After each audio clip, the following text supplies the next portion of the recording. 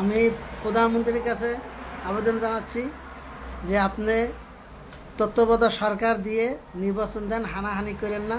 হ্যাঁ, আমরা বিদেশে আছি, আমরা চাই দেশের শান্তি।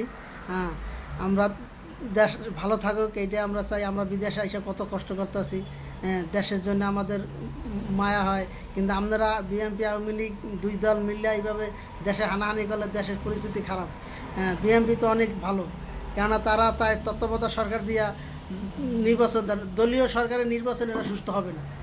এটা শতকরা 90% লোকে তত্ত্বাবধায়ক সরকার চায়। আমি প্রধানমন্ত্রীর কাছে বলছি এই জিনিসটা আপনি কেন এরা ই করেন না, কেন আপনি ঠিক বুঝতেছেন না কেন যে এরা তত্ত্বাবধায়ক সরকার যেহেতু দেশ বেশি চায়। হ্যাঁ, তাহলে আপনি এরা তত্ত্বাবধায়ক সরকার দিয়ে নির্বাচন দেন। নির্বাচনে জনগণে আপনি যদি ভালো কাজ করে থাকেন 5 বছরে, আপনার জনগণ আবার ভোট দেবো।